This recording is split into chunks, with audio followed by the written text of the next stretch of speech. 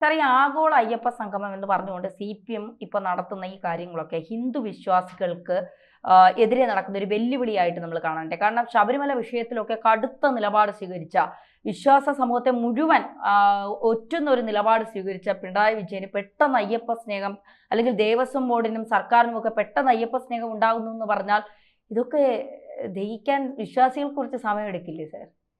അയ്യപ്പ സംഗമം രാഷ്ട്രീയ നേട്ടത്തിന് വേണ്ടി ചെയ്യുന്നൊരു പരിപാടിയാണ്.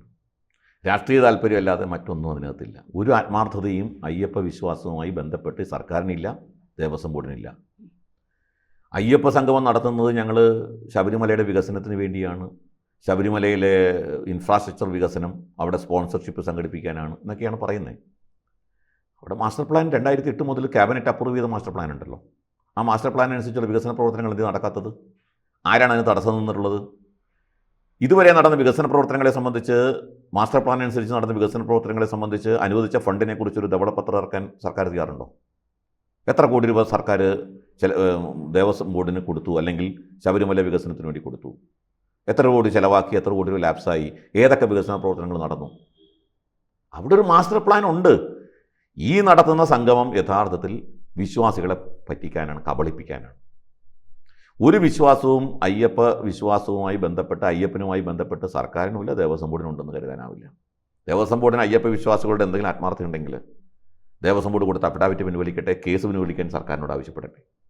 അയ്യപ്പ വിശ്വാസികളുടെ പേരിൽ ചാർത്തിയ കേസുണ്ട്. ആ കേസുകൾ പിൻവലിക്കണമെന്ന് സർക്കാരിനോട് ആവശ്യപ്പെടാൻ ദേവസ്വം ബോർഡ് തയ്യാറുണ്ടോ? ദേവസ്വം ബോർഡ് ഇപ്പോൾ നിലപാട് തിരുത്തുമെന്ന് പറഞ്ഞിട്ടുണ്ട്. ഈ നിലപാട് നടപ്പാക്കാൻ വേണ്ടി സർക്കാർ ശ്രമിച്ചപ്പോൾ അതിനെ ചെറുത്തതാണ് കേരളത്തിലെ അയ്യപ്പ വിശ്വാസികൾ. അതിൻ്റെ പേരിലാണ് ആയിരക്കണക്കിന് അയ്യപ്പ വിശ്വാസികൾ കേസിൽ പ്രതിയായിട്ടുള്ളത്. ദേവസ്വം ബോർഡ് നിലപാട് തിരുത്തും എന്ന് പറയുമ്പോൾ ദേവസ്വം ബോർഡ് ഒപ്പം പറയണം സർക്കാരിനോട് ഈ അയ്യപ്പ വിശ്വാസികളുടെ പേരിൽ ചാർത്തിയിട്ടുള്ള കേസുകൾ പിൻവലിക്കണമെന്ന്. അത് പറയാൻ ദേവസ്വം ബോർഡ് തയ്യാറായിട്ടുണ്ടോ? ഇല്ല. അപ്പോൾ ദേവസ്വം ബോർഡിൻ്റെ നിലപാടും സർക്കാരിൻ്റെ നിലപാടും തികഞ്ഞ കാപട്യമാണ്. ഒരു കാലത്തും വിശ്വാസികൾക്കൊപ്പം നിന്ന ഒരു സർക്കാരല്ല പിണറായി വിജയൻ്റെ സർക്കാർ. ഹിന്ദു വിശ്വാസികളോടൊപ്പം നിന്ന സർക്കാരല്ല. എല്ലാ കാലത്തും ഹൈന്ദവ വിശ്വാസത്തെ ചവിട്ടിയരയ്ക്കാനും സനാതനധർമ്മത്തെ ഇല്ലാതാക്കാനും സനാതനധർമ്മത്തിന് എതിരായിട്ടും നിലകൊണ്ട ഒരു രാഷ്ട്രീയ പ്രസ്ഥാനമാണ് CPM നേതൃത്വം കൊടുക്കുന്ന സർക്കാരും. അതുകൊണ്ട് ഈ വിഷയത്തിൽ സർക്കാരിൻ്റെ നിലപാട് തികഞ്ഞ കാപട്യമാണ്. തെരഞ്ഞെടുപ്പ് ലക്ഷ്യം വെച്ചുകൊണ്ടുള്ള ഒരു പൊളിറ്റിക്കൽ സ്റ്റണ്ടാണ്. ഇത് ഭക്തജനങ്ങൾ തിരിച്ചറിയുക തന്നെ ചെയ്യും. ഹൈന്ദവ സംഘടനകൾ, അപ്പോൾ ഹിന്ദു ഐക്യവേദി പോലുള്ള സംഘടനകൾ എങ്ങനെയാണ് ഇതിനെ നേരിടാൻ ഒരുങ്ങുന്നത്? ഈ ആഗോള അയ്യപ്പ സംഗമത്തെ എങ്ങനെയാണ് നേരിടാൻ ഒരുങ്ങുന്നത്? അല്ല, ഇതിനെ നേരിടുക എന്ന് പറയുമ്പോൾ അയ്യപ്പ സംഗമം നടക്കും. സർക്കാർ 3000-ഓളം പേരെ പങ്കെടുപ്പിച്ചുകൊണ്ട് നടത്താൻ വേണ്ടിയിട്ട് വിദേശത്തു നിന്നടക്കം ആളുകളെ ക്ഷണിച്ചു കൊണ്ടുവന്ന് അയ്യപ്പ സംഗമം നടക്കുമായിരിക്കാം. പക്ഷേ യഥാർത്ഥ അയ്യപ്പ സംഗമം ഹൈന്ദവ സംഘടനകൾ നടത്തും. ഞങ്ങളുടെ ഹൈന്ദവ സംഘടനകൾ യഥാർത്ഥ അയ്യപ്പ ഭക്തന്മാരെ വിളിച്ചു കൂട്ടും. അവരുടെ മുമ്പാകെ സർക്കാരിൻ്റെ ഈ കാപട്യം തുറന്നു കാണിക്കും. സർക്കാരും ദേവസ്വം ബോർഡും ഈ കാര്യത്തിൽ പ്രതിരോധത്തിലാവുക തന്നെ ചെയ്യും, യാതൊരു സംശയവും വേണ്ട. കേരളത്തിൽ ഹിന്ദു സമൂഹത്തിൽ വലിയൊരു വിഭാഗം കേരളത്തിലെ ഹൈന്ദവ സംഘടനകളോടൊപ്പമാണ് എന്ന് ഈ സർക്കാർ ഓർത്താൽ നല്ലത്. കേരളത്തിലെ ഹിന്ദുക്കളിൽ പകുതിയോളം ഹിന്ദുക്കൾ ഹൈന്ദവ സംഘടനകൾക്കൊപ്പമാണ്. 20% വോട്ടാണ് ഹിന്ദുത്വ രാഷ്ട്രീയത്തിന് കഴിഞ്ഞ ലോക്സഭാ ഇലക്ഷനിൽ കിട്ടിയത്. 20% വോട്ട് കിട്ടി എന്ന് പറഞ്ഞാൽ കേരളത്തിലെ ഹിന്ദുക്കളിൽ 40% പേരെന്നാണ് അർത്ഥം. 50%-ഓളാണ് കേരളത്തിലെ ഹിന്ദുക്കൾ വോട്ട് ചെയ്തിട്ടുള്ളത്. എന്ന് വെച്ചാൽ 40% ഹിന്ദുക്കൾ കേരളത്തിലെ ഹിന്ദുത്വ രാഷ്ട്രീയത്തോടൊപ്പമാണ്, ഹിന്ദുത്വ സംഘടനകളോടൊപ്പമാണെന്നാണ്. 1,98,00,000 വോട്ടാണ് ചെയ്തത് ലോക്സഭയിൽ. 1,98,00,000 വോട്ടിൽ 1 കോടി വോട്ട് ഹിന്ദു വോട്ടാണെന്ന് കണക്കാക്കാം. പകുതി ന്യൂനപക്ഷ വോട്ട്. 1 കോടി വോട്ട് ചെയ്തതിൽ 20%, 1,98 20% എന്ന് പറഞ്ഞാൽ അതിൻ്റെ പകുതിയിൽ 40% ആയില്ലേ? 40% ഹിന്ദുക്കൾ എന്ന് പറഞ്ഞാൽ ചില്ലറയല്ല, അത് ചെറിയ ശക്തിയല്ല. ആ ശക്തിയെ അവഗണിച്ചുകൊണ്ട് ദേവസ്വം ബോർഡിനും ഇവിടുത്തെ സർക്കാരിനും മുന്നോട്ട് പോകാൻ കഴിയുമെന്ന് വിചാരിക്കുന്നുണ്ടോ? ഈ സർക്കാരും ദേവസ്വം ബോർഡും ആ ശക്തിയെ അവഗണിച്ചുകൊണ്ട്, ഞാൻ പറയുന്നു, സർക്കാരും ദേവസ്വം ബോർഡിനും തെറ്റുതിരുത്തുക തന്നെ വേണ്ടി വരും. സാർ, പൊതുവെ ഇവിടെ നിലനിൽക്കുന്ന ഒരു രീതി എന്ന് പറഞ്ഞാൽ ഈ CPM ഇത്തരം സമ്മേളനങ്ങൾ നടത്തിയാൽ അങ്ങനെ ആരും അത് അവരുടെ രാഷ്ട്രീയ ഇരട്ടത്താപ്പാണെന്നോ അല്ലെങ്കിൽ അവർ മറ്റെന്തെങ്കിലും ഉദ്ദേശം കൊണ്ടാണ് ഇത് ചെയ്യുന്നതെന്നോ പറയാൻ ആരും മുതിരില്ല എന്നുള്ളത്. എന്നാൽ ഏതെങ്കിലും ഹിന്ദു സംഘടനകളോ ഈ BJP സർക്കാരോ ഇത്തരത്തിലൊരു, എന്തിനേറെ പറയുന്നത്, കുംഭമേള നടത്തിയതിന് വരെ ഇവിടെ വലിയ ആക്ഷേപങ്ങൾ ഉന്നയിച്ച പലരും ഇവിടെ ഉണ്ട്.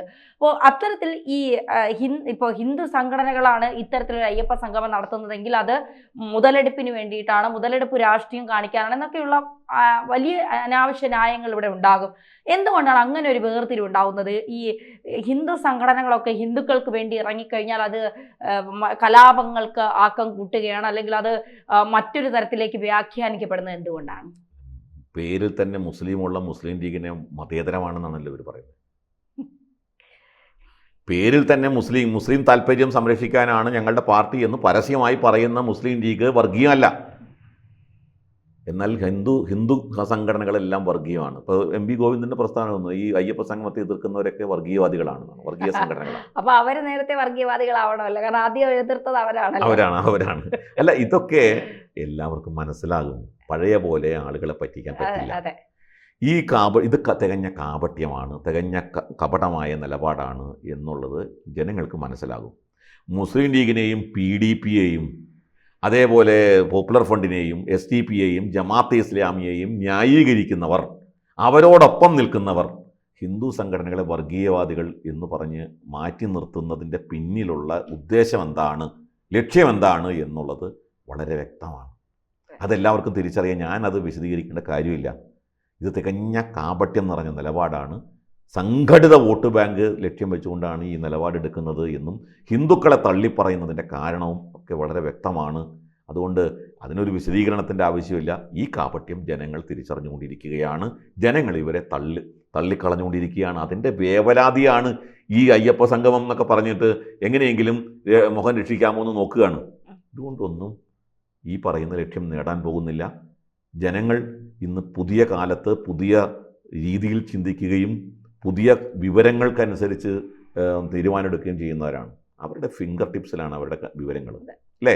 നമുക്ക് സോഷ്യൽ മീഡിയയൊക്കെ സജീവമായിട്ടിരിക്കുമ്പോൾ ഇപ്പോഴത്തെ കാലത്ത് ഇനി പറഞ്ഞു പറ്റിക്കാൻ സാധ്യമല്ല. അതുകൊണ്ട് CPM എന്ത് നിലപാടെടുത്തോട്ടെ, ഹൈന്ദവ സംഘടനകൾ വളരെ കോൺഫിഡൻസിലാണ്, വളരെ ആത്മവിശ്വാസത്തോടെ പറയുന്നു, CPMൻ്റെ ഈ കാപട്യം വിശ്വാസികൾ തിരിച്ചറിയും. ഈ പരിപ്പ് ഇനി ഈ കേരളത്തിൻ്റെ മണ്ണിൽ വേവാൻ പോകുന്നില്ല. ഈ അയ്യപ്പ സംഗമം നടത്തുന്നതിനോടൊപ്പം തന്നെ ഈ വനിതാ മതിലൊക്കെ കെട്ടി സ്ത്രീ സംരക്ഷണമൊക്കെ നടത്തി സ്ത്രീകളെ ശബരിമലയ്ക്ക് കയറ്റിയാലേ സമത്വം ഉണ്ടാകൂ എന്നൊക്കെ പറഞ്ഞ ഒരു സർക്കാരാണ് കഴിഞ്ഞ സർക്കാർ ഭരിച്ച പിണറായി സർക്കാർ എന്ന് പറയുന്നത്. അങ്ങനെയാണെങ്കിൽ ഇപ്പോൾ അയ്യപ്പ സംഗമം നടത്തുന്ന സർക്കാർ അന്ന് അടികൊണ്ട വിശ്വാസികൾക്ക്, അന്ന് ശബരിമലയിൽ ഈ സ്ത്രീകളെ കയറ്റുന്നതിനെതിരെ പ്രതിഷേധം നടത്തിയ വിശ്വാസികളോട് മാപ്പ് പറയാൻ ഒരുക്കമാകുമോ? അത് വേണമെന്നാണ് നമ്മൾ പറയുന്നത്. പിണറായി വിജയൻ അയ്യപ്പ വിശ്വാസികളോട് മാപ്പ് പറയണം. വിശ്വാസികൾ നടത്തിയ സമരം, സമാധാനപരമായി നടത്തിയ സമരം, ഭക്തജനങ്ങൾ തെരുവിൽ നാമജപം ഘോഷയാത്രയാണ് നടത്തിയത്, അല്ലേ? നാമജപ ഘോഷയാത്രയാണ് നടത്തിയത്. ആ നാമജപ ഘോഷയാത്രയ്ക്ക് നേതൃത്വം കൊടുത്തവരെയാണ് ആയിരക്കണക്കിന് അയ്യപ്പന്മാരെ കേസെടുത്തിട്ടുള്ളത്. ഈ സർക്കാരിൻ്റെ നിലപാട് മാറിയിട്ടുണ്ടെങ്കിൽ ആദ്യം തന്നെ വിശ്വാസികളോട് മാപ്പ് പറയണം. അവർക്കെതിരെ ചാർജ് ചെയ്തിട്ടുള്ള കേസുകൾ പിൻവലിക്കണം. മേലാൽ ഹൈന്ദവ വിശ്വാസങ്ങളോട് ഈ തരത്തിൽ അവഹേളനപരമായ നിലപാട് ഞങ്ങൾ ഇനി സ്വീകരിക്കില്ല എന്ന് പൊതുസമൂഹത്തോട് ഏറ്റുപറയണം. അല്ലാതെ തോന്നുമ്പോൾ ഗണപതി മിത്താണ്, അയ്യപ്പൻ്റെ വിവാഹം കഴിഞ്ഞതാണ്, ബ്രഹ്മചര്യം പോയി, സ്ത്രീകൾ ക്ഷേത്രത്തിൽ പോകുന്നത് അവരുടെ നഗ്നശരീരം കാണിക്കാനാണ് എന്നൊക്കെ പറഞ്ഞുകൊണ്ട് ഹിന്ദുക്കളെ നാളിതുവരെ അവഹേളിച്ച ഒരു പാരമ്പര്യമാണ് CPMനുള്ളത്. CPM ആ നിലപാട് മാറ്റട്ടെ, ഞങ്ങൾക്ക് തെറ്റുപറ്റിയതാണെന്ന് പറയട്ടെ, അതിന് പൊതുസമൂഹത്തോട്, ഹിന്ദു സമൂഹത്തോട് പരസ്യമായി മാപ്പ് പറയട്ടെ. അപ്പോൾ നമുക്ക് ആലോചിക്കാം CPMൻ്റെ നിലപാടിനെ ഈ ഒരു ആത്മാർത്ഥതയെ സംബന്ധിച്ച്. വളരെ നന്ദി.